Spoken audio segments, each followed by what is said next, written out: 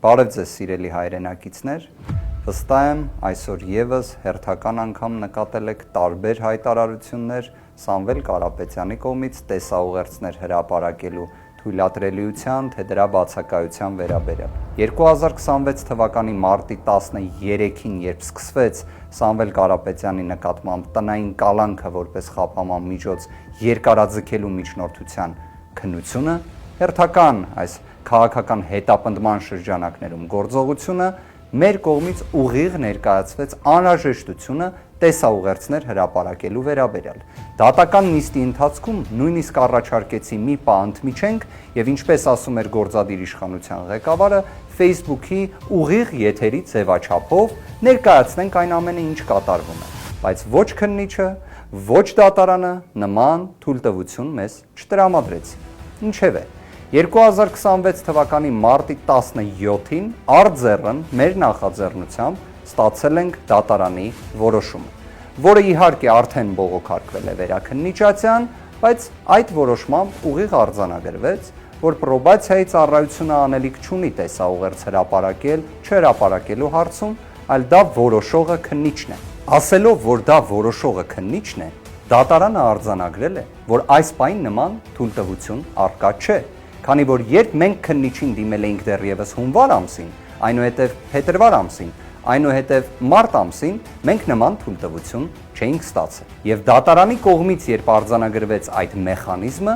հաջորդ իսկ օրը 2026 թվականի մարտի 18-ին իմ կողմից ներկայացվել էր նման դիմում միջնորդություն, որ այդպիսի թույլտվություն ստանանք, քանի որ դատարանի որոշմամբ է նման կարգ սահմանվել։ Եվ այնպես է ստացվել, որ դատարանի որոշմամբ, երբ արձանագրվում է որոշակի կարգ, այն դուրեկան լինի, այն հաճելի լինի, թե ոչ, ստիպված այն պետք է պահպանես։ Այդ նույն հաջողությամբ, երբ դատարանը օրինակ տնային կալանքը ապօրինի կերպով երկարաձգում է, դրա դեմ պայքարելու մեխանիզմը բողոքարկումն է, բայց այդ ընթացքում չես կարող օրինակ կալանքը վերացնել սեփական ցանկությամբ կամ նախաձեռնությամբ։ Մենք դիմեցինք քննչական մարմնին,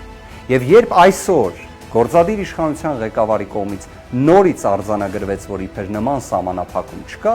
դա հերթական մանիպուլյացիան էր եւ հանրությանը մոլորեցնելու փորձը, քանի որ հենց այսօր այդ հայտարարությունից ժամեր անց քննչականը բավարարել է մեր միջնորդությունը եւ բավարարել է հենց այն տրամաբանությամբ, որ հենց ինքն էլ որոշողը եղել է։ Մեր ձևով կմասնակցենք եկեղեցու պաշտպանությանը բառերի համար անձին, ազգային բարերարին, Սամվել Կարապետյանին, ով նաև ուժեղ Հայաստան կուսակցության նախագահն է այլևս, շուրջ 10 ամիս հետապնդման ենթարկելը, կարծում եմ հենց վախի առաջին օրինակն է։ Այդ ամենին դիմադրելը, կարծում եմ, ուժի օրինակն է։ Ինչևէ,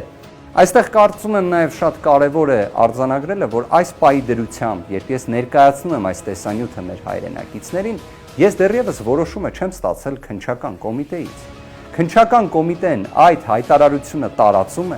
հայտնում է իշխանական լրատվամիջոցներին,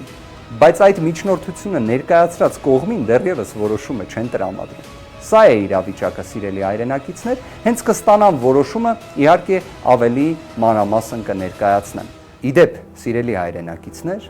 քաղաքական հետապնդումների ծավալը Հայաստանի Հանրապետությունում հենց առաջին ցուցիչն է վախերի եւ մարդասիրության ճգնաժամի։ Այս երկու հանգամանքները հաղթահարելու մեխանիզմը կա մեր սահմանադրության մեջ։ Իդեպ անփոփոխելի հոդված հանդիսացող 3-րդ հոդվածում, որ իրավունքը պետք է գերակայի։ Եվ վստահ եմ, իրավունքը գերակայելու է, քաղաքական հետապնդումներին վերջ տրվելու է։